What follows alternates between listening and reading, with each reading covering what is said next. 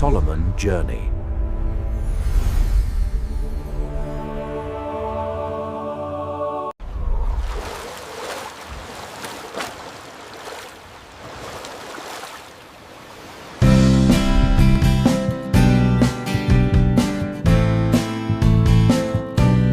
యేసు ప్రభు ప్రియులారా, యేసు ప్రభు వినండి ఈ మాట. కేద్రోను వాగు గుండా తీసుకుని వెళ్ళబడ్డాడు కదా, అదే వాగు గుండా ముఖం మీద గుడ్డ వేసుకుని దావీదు ఏడ్చుకుంటూ వెళతాడండి. ఏడ్చుకుంటూ వెళ్తాడు దావీదు. శత్రువులు పీలకు దేవుని బిడ్డలారా, శత్రువులు పీలకు దేవుని దావీదును చూస్తే గడగడలాడే వాళ్ళు, ఇంట్లో వాడు దావీదుకి శాంతి లేకుండా చేస్తున్నాడు. ఒక మాట అంటానని చెప్పాను ఇందాక, ఎవరు బాధపడవద్దు, దేవునికి క్రమశిక్షణగా తీసుకో. నీ శాపము, నీ పాపము నీ కుటుంబానికి శాపముగా మారకూడదు, దీవెనగా మారాలి. నువ్వు నీ కుటుంబానికి దీవెనగా ఉండాలి, నీ జీవితం నీ కుటుంబానికి దీవెనగా ఉండాలి. దావీదు చేసినటువంటి ఆ ఘోర పాపం ప్రియులారా, ఆ దారుణమైన పాపం తన కుటుంబానికి యావత్తుకు కత్తిని తెచ్చిపెట్టింది. తన కుటుంబానికి యావత్తును కత్తిని కొని, బాహ్యంగా చూస్తే, బహిరంగంగా చూస్తే, బయట నుంచి చూస్తే దావీదు ఇంకా రాజాగా అనుకుంటున్నా, కానీ కుటుంబంలో శాంతి ఉందా? సమాధానం ఉందా? ఏమి జరుగుతుంది పిల్లరా? జాగ్రత్త పిల్లరా. శ్రమల కాలం, పాస్కాయుక్త కాలం దేవుడు మనకిచ్చిన గొప్ప కృపాకాలం. ఆ సమయాన్ని మనం సద్వినియోగం చేసుకోవాలి, దేవుని సన్నిధికి తిరిగి రావడానికి. దేవుడు పిలుస్తున్నాడు, బిడ్డ నా వద్దకు తిరిగిరా, నా వద్దకు తిరిగిరా. ఎంత వ్యత్యాసం అండి, ఎంత వ్యత్యాసం పిల్లరా. మన వాక్యాన్ని చదువుకుంటే సమూయేలు 2వ గ్రంథము 7వ అధ్యాయములో, సమూయేలు 2వ గ్రంథం 8వ అధ్యాయములో, సమూయేలు 2వ గ్రంథము 8వ అధ్యాయం 12వ వచనములో, నీవు రోజులు నిండిన తర్వాత నీ పుత్రులను కలుసుకున్న పిమ్మట నీ మేలు నుండి వెలువరిన తనయుని రాజ్యమునకు అధిపతిని చేస్తానని పలికాడండి. 16వ వచనములో చదవండి. నీ కుటుంబము నీ రాజ్యము కలకాలము నా కనుసన్నల మధ్యలో ఉంటుంది, నీ సింహాసనము నిత్యము నెలకొని ఉండును. అందరూ చెప్పండి. నా తర్వాత దావీదుతోటి దేవుడు ఏమన్నాడు? నీ సింహాసనము నిత్యము నెలకొని, నీ సింహాసనము నిత్యము నెలకొని. తల్లి, నీ సింహాసనము కలకాలము నిలుస్తుంది. దీవెనా కాదా? ఆశీర్వాదమా కాదా? ఎవరు చెప్పారు ఈ మాట? దేవుడు చెప్పాడు. ఎవరు చెప్పారు? దేవుడు చెప్పారు. కానీ దేవుడు అండి 2 అధ్యాయాలు గడిచిన తర్వాత టోటల్ గా డిఫరెంట్ గా చెప్తున్నాడండి దావీదు గురించి. ఇప్పుడు చదవండి, 12వ అధ్యాయం తీసుకుందాం. 12వ అధ్యాయం తీసుకుందాం. 10వ వచనాన్ని చదవండి, జాగ్రత్తగా చదవండి. నీవు నన్ను తృణీకరించి హిత్యుడైనటు ఉరియా భార్యను చేపట్టితివి, కావున విను, కత్తి ఇక నీ కుటుంబమును ఎన్నటికి విడిచిపెట్టదంటున్నాడు పిల్లారా. అదేంటండి? 2 అధ్యాయాల క్రితం ఏమన్నాడు? నీ రాజ్యమునకు అంతమే ఉండదో. ఇప్పుడేమంటున్నాడు? కత్తి నీ కుటుంబాన్ని విడిచిపెట్టమంటున్నాడు. మధ్యలో ఏం జరిగిందండి? దీవెనలు దావీదు మీదకి, ఆశీర్వాదాలు దావీదు మీదకి అలా కుంభవృష్టిగా వస్తున్నాయి. దావీదు మీదకి ఎలా వస్తున్నాయి? కుంభవృష్టిగా వస్తున్నాయి. వచ్చే దీవెనలు ఏమయ్యాయి? రివర్స్ అయిపోయి దీవెనలకు బదులుగా ఏం చెప్తున్నాడండి? కత్తి నీ కుటుంబాన్ని విడవదంటున్నాడు. ఏం జరిగింది మధ్యలో? ఈ 4 అధ్యాయాల మధ్యలో ఏం జరిగిందండి? పాపం. ఏమి జరుగుద్ది? పాపము ఏం చేస్తుంది? పాపం. ఇది సత్యం బిడ్డలారా. దావీదు కాలంలో కాదండి, నేటికి కూడా, ఈనాటికి కూడా అదే జరుగుద్ది. దీనిని తపస్సు కాలంలో చాలా చోట్ల చెప్తున్నాను. మనందరూ తెలిసినటువంటిది, పేపర్లు చదివే వాళ్ళు, న్యూస్లు చూసేటువంటి వాళ్ళు. మన ఈ మధ్యలో బాగా తడివరైతే ఏం చేస్తామంటే మనం దుబ్బులు పెడతాం. దుబ్బులు అంటారా, నాటేస్తాం, అది దుబ్బులుగా వస్తుంది. కానీ మెరక వరిలో ఏమవుతుందంటే మనం లోపలికి వెళ్ళటానికి కూడా వీలుందండి. మనం ఎక్కడ కలుపు పీకామనుకో 10-20 వరి కూడా లేసి వస్తాయండి. అది పాశ్చాత్య దేశాల్లో ఉన్నటువంటి వాడు, నేను కూడా జర్మనీలో ఉన్నా కాబట్టి నాకు తెలుసు. కాబట్టి దేవుడు ఏమన్నాడు, వద్దు వద్దు, నువ్వు కలుపు గింజలు పీకబోయి మంచి గింజలు కూడా పీకుతా, మంచి మొక్కలు కూడా పీకేస్తావేమో, వద్దన్నాడు. ప్రియులారా, మనం కొన్నిసార్లు తప్పు జరిగినా పాపము జరిగినా నాకేం కావటం లేదుగా, పండాలగా, అది ఏం కావాలి, పండాలగా. మరి చెప్పట్లేదు ఏంటి? ఆ పాపం పండాలి కదా, సమయం అవకాశం ఇస్తాడు. ఒకవేళ నువ్వు అందులోనే మారు వచ్చావనుకో, ఆ డెడ్ లైన్ కు ముందే మారి వచ్చావనుకో, దేవుడి దీవెనలు ఉంటాయి. ప్రైజ్ ది లార్డ్, హల్లెలూయా, హల్లెలూయా, హల్లెలూయా, హల్లెలూయా. ఒకవేళ ఆ డెడ్ లైన్ కూడా నువ్వు లెక్క చేయట్లేదు అనుకో, ఇంకా ఇంకా ఇంకా అలాగనే ఉన్నావనుకో, ఏమవుతుంది? యాకోబు పత్రిక 1వ అధ్యాయము, యాకోబు పత్రిక 1వ అధ్యాయం 14వ వచనం త్వరగా చదవండి దయచేసి. యాకోబు పత్రిక 1వ అధ్యాయం 14వ వచనాన్ని చదువుకుందాం పిల్లరా. ఏమంటున్నాడు పిల్లరా? యాకోబు 1:14వ వచనం నుంచి చదువుకుందాం. తన దుష్ట వాంఛలచే తానే ఆకర్షించబడి సిగ్గుపడినప్పుడు మానవుడు శోధింపబడును. పాపం వైపు ఆకర్షించబడతాడు, శోధించబడతాడు. అప్పుడు ఆ దుష్ట వాంఛ పండి పాపము జనిస్తుంది. పాపము పరిపక్వమై, వినండి, పాపం పండడానికి కూడా కొద్ది టైం ఇస్తాడు దేవుడు.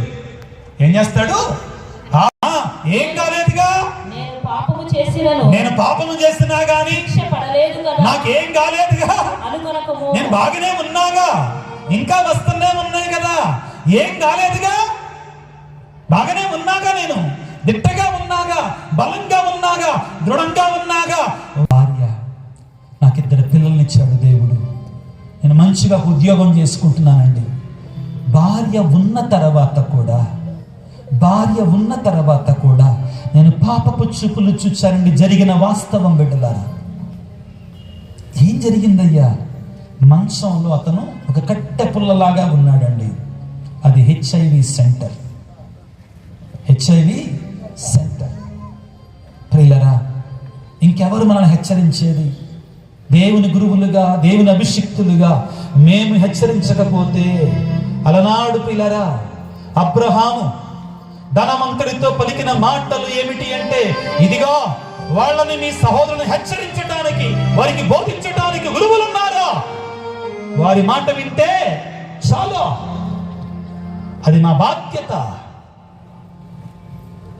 యెషయా గ్రంథములో 58వ అధ్యాయములో 1వ వచనములో యెషయా ప్రవక్త ద్వారా దేవుడు అంటున్నాడు, ఇదిగో బోధకుడా, యాజకుడా, గురువా, నీవు నా ప్రజల దగ్గరికి వెళ్ళి నీ నోటిని బూరగా వాడుము.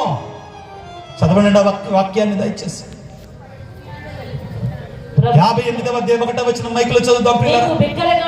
నీవు బిగ్గరగా కేకలిడుము, బూరను ఊదినట్లుగా అరువుము, నా ప్రజలకు వారి పాపములను తెలియజేయము. యాకోబు వంశజులారా, వారి తప్పిదములు తెలియజేయము. ప్రియ దేవుని బిడ్డ, మనకి ఎవరో ఒకళ్ళు చెప్పేవాళ్ళు ఉన్నప్పుడు మనం ధన్యులమండి. తప్పు చేస్తున్నప్పుడు ఎవరో ఒకళ్ళు చెప్పేవాళ్ళు ఉంటే మనం ధన్యులమండి. చెప్పేవాళ్ళు లేకపోతే నాశనం అవుతాం, పాడైపోతాం. ఆ వ్యక్తి అన్నాడండి నాతోటి, అయ్యా నేను ఒక RCM బిడ్డని, హాస్పిటల్లో ఉన్నటువంటి వ్యక్తి, కట్టె పుల్లలాగా ఉన్నాడు. అతను అన్నాడు, నాకు దేవుడు ఒక భార్యనిచ్చాడు, 2 పిల్లల్నిచ్చారు, కానీ నేను పక్క చూపులు చూశానయ్యా, కథ బ్రతికానయ్యా, నా భార్య నేను జీవిస్తున్న జీవితాన్ని చూసేదయ్యా, అయినా నువ్వేంటి అని పక్కగా చేసుకుని వెళ్ళేవాడు. ఇప్పుడు నాకు 2 ఆడపిల్లల, ఏడుస్తున్నాడు, బిగ్గరగా ఏడుస్తున్నాడు. ఇప్పుడు ఆయన అన్న మాట నాకు ఇప్పటికీ మర్చిపోలేనండి. ఆయన 2 మాటలు వాడాడు. నా శరీరాన్ని పలుగులతో గుణపాలతో పొడిచినట్టుగా నాకు నిప్పుందయ్యా శరీరం అంతా.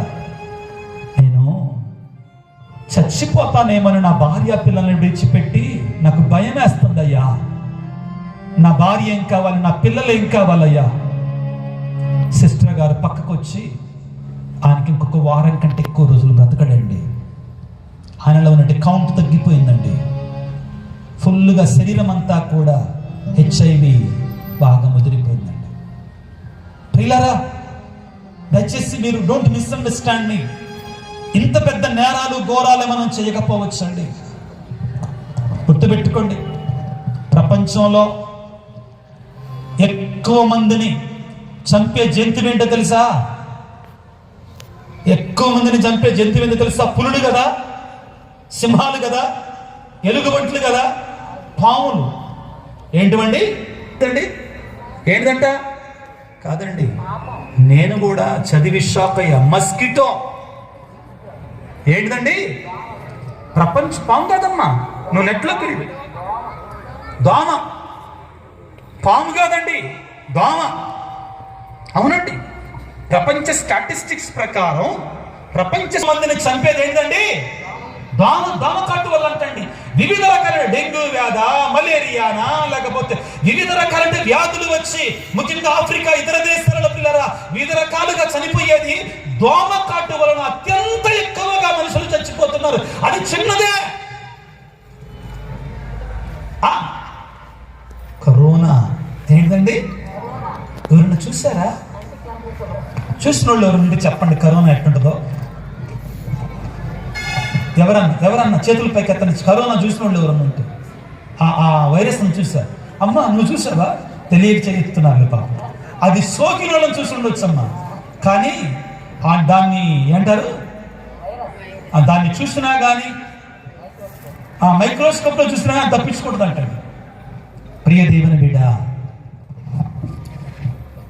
ఎక్కువ మంది క్రైస్తవులని సైతానుడు లాక్కొని వెళ్ళేది కూడా చిన్న పాపాలతోటే.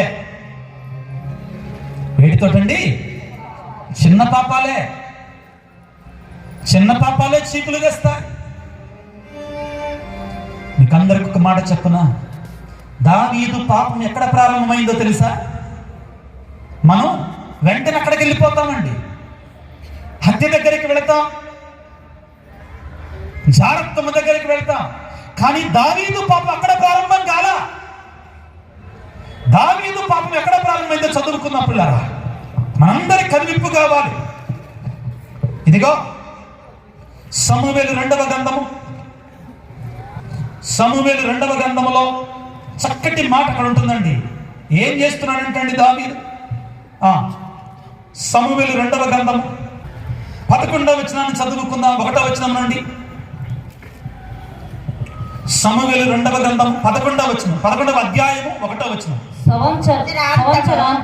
సమూవేలు 2వ గ్రంథము 11వ అధ్యాయం 1వ వచనం. పిల్లరా, మనం అనుకుంటాం ఇది కూడా పాపమేనా? జాగ్రత్త అండి, జాగ్రత్త. సంవత్సరాంతము రాజులు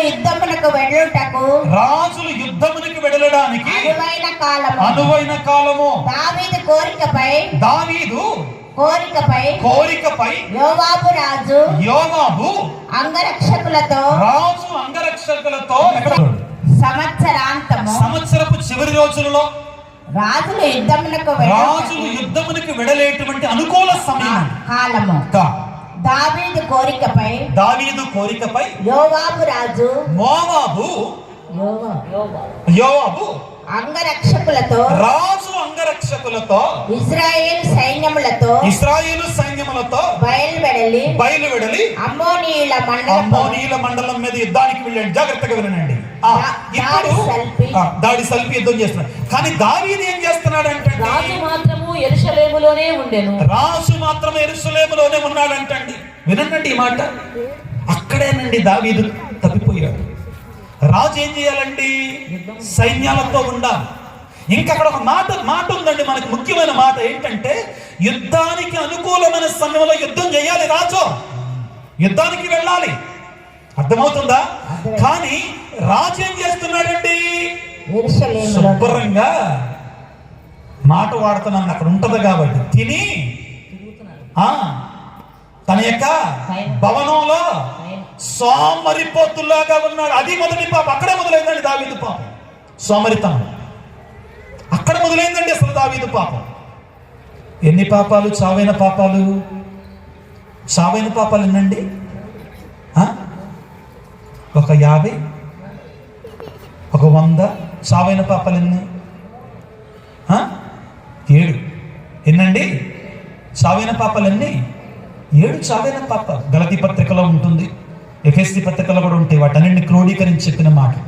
ప్రియులకు దేవుని బిడ్డలారా, ఇదిగో ప్రియ సహోదరి సహోదరుల, దానిలో చావైన పాపాలలో ఒకటేంటంటే సోమరితనం. ఏంటండి?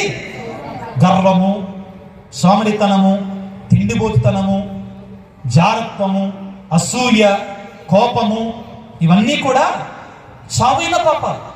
దావీదు యొక్క పాపం అక్కడ ప్రారంభమైందండి, ఆ చిన్న దగ్గరే.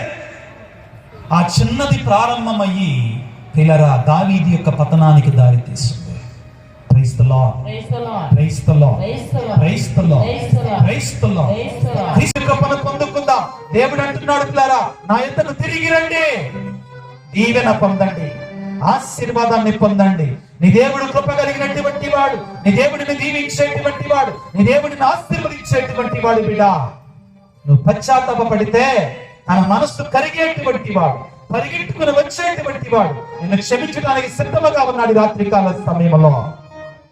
ఇదిగో దేవుని యొక్క వాక్యముల పిల్లరా చదువుకుంటాం. లూకాసు వార్త 15వ అధ్యాయం, లూకాసు వార్త 15వ అధ్యాయం వాక్యాన్ని తీసుకున్న పిల్లలకు కదా లాజరు జీవంతుడు లేదు, ఇంకెందుకు ఏడుస్తున్నాడు? అసలు ఎందుకు ఏడిచాడు? ఏడవలసిన అవసరం ఏంటి? వినండి జాగ్రత్తగా, కొద్దిగా లోతుగా వెళితేనే మనకి ఈ దొరుకుతాయండి.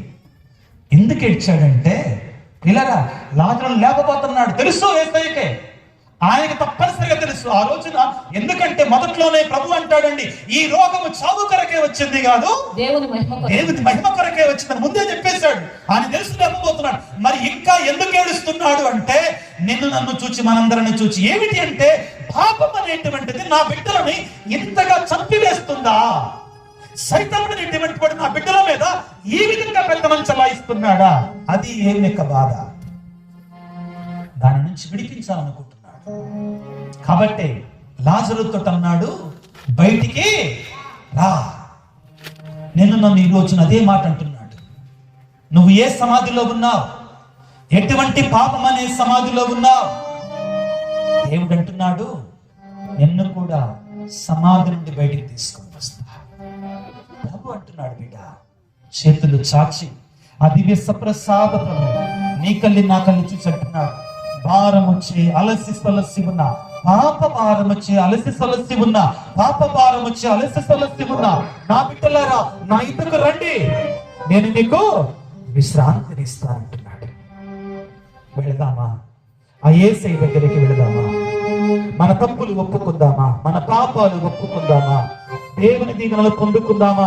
పిల్లరా ప్రభు అంటున్నాడు చాలా స్పష్టంగా, యెషయా గ్రంథం 59వ అధ్యాయం 1వ వచనములో, పిల్లరా నేను నీకు సహాయం చేయడం చేతగాని వాడిని కాదు, నిన్ను జీవించడానికి నా చేతులు కురచబడినటువంటివి కాదు, నీ పాపములే నా దీవెనలు నీ దగ్గరికి రాకుండా అడ్డుగోడగా ఉన్నాయి, ఆ అడ్డుగోడలు కూల్చివేయి నా దీవెనలు నీ దగ్గరికి వస్తాయంటున్నాడు. Praise the lord, hallelujah, hallelujah. వెళదామా? అడ్డుగోడలు కూల్చుదామా? అడ్డుగోడలు కూల్చుదామా? ప్రియులకు దేవుని బిడ్డలారా, ప్రియులారా ఇదిగో యేసయ్యని ప్రియులారా మనందరము కూడా ఇంకా ఇంకా మన పాపము చేత సిలువ వేస్తూనే ఉందామంటాడు. మన పాపముతో యేసయ్యని ఇంకా ఇంకా సిలువ వేస్తూనే ఉంటామంటండి మనం. ప్రియులారా ఇదిగో ఈ రోజున దేవుడు నిన్ను నన్ను ఆహ్వానిస్తున్నాడు. దయచేసి ఆ యేసయ్య నిన్ను ప్రేమించే దేవుడు, నీ కుటుంబాన్ని దీవించే దేవుడు నిన్ను కాకపెట్టి వస్తున్నాడు. బిడ్డ హెబ్రీ పత్రిక 6వ అధ్యాయం 6వ వచనములో యేసయ్య అంటున్నాడు, బిడ్డలారా హెబ్రీ పత్రిక 6వ అధ్యాయం 6వ వచనములో ఇదిగో పౌలు గాక హెబ్రీ పత్రికకారుడు ఏమంటున్నాడు? పిల్లరా నేను నీ పాపము చేత ఆ యేసయ్యని మరలా మరలా సిలువ వేస్తూనే ఉన్నారంటండి. హెబ్రీ పత్రిక 6:6 అయినను భ్రష్టులైన వారు దేవుని కుమారుని సిలువ వేయొచ్చు. తిరిగి సిలువ వేస్తున్నారంటండి. ఏం చేస్తున్నామంటండి? చెప్పండి తిరిగి సిలువ మరలా సిలువ వేస్తున్నామంటండి మన పాపాలతో. ఈ రోజున ప్రభు అంటున్నాడు, బిడ్డ నీ కోసం నేను ఆల్రెడీ ఒకసారి మరణించాను. నువ్వు చెయ్యాల్సిందల్లా ఏమిటి అంటే, నా కృప ఆ సిలువలో నుండి ధారలుగా ప్రవహిస్తుంది. ఆ సిలువ సన్నిధికి రా, ఆ యేసయ్య సన్నిధికి రా. నేను దీవించేవాడినే, నేను ఆశీర్వదించేవాడిని. నువ్వు చేయాల్సిందల్లా ఏమిటి అంటే, నా సిలువ నీడలోనికి రా, నేను దీవిస్తానంటున్నాడు. ప్రియ బిడ్డ, ఒకవేళ నీవు కూడా నీ పాపముతో ఆ యేసయ్య శీలలు కొట్టావేమో, ఇంకా కొడుతున్నావేమో, యేసయ్య నీకు అవకాశం ఇస్తున్నాడు. ప్రభువా, నా పాపముతో నీ సిలువలను కొట్టానయ్యా, నన్ను క్షమించు తండ్రి. ఒకసారి లేచి నిలబడదామా ప్రియులకు దేవుని బిడ్డలారా? దయచేసి లేచి నిలబడదాం పిల్లరా. యేసయ్యా, నన్ను క్షమించు తండ్రి, నన్ను మన్నించు దేవా. నీ దీవెన నాకు కావాలయ్యా, నీ ఆశీర్వాదం నాకు కావాలి తండ్రి, నీ అభిషేకం నాకు కావాలి తండ్రి అని అడుగుదాం పిల్లరా.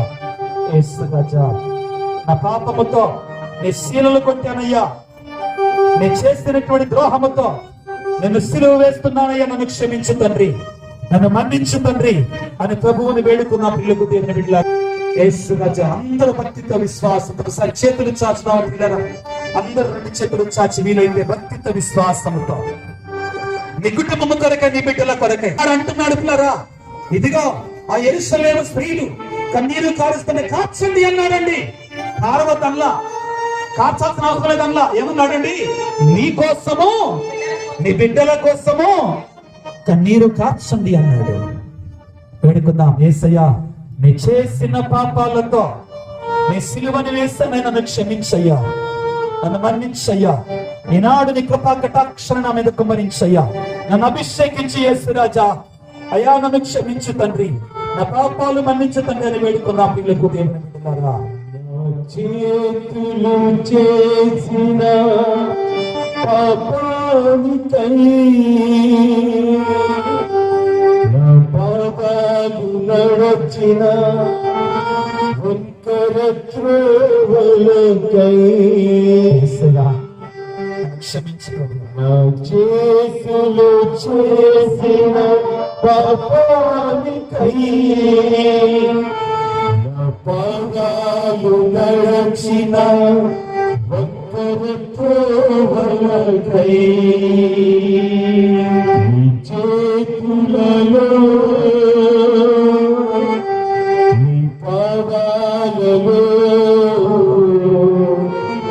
మేకులు గుచ్చినారే, నీ చేతులలో నీ పాదాలలో Solomon Journey.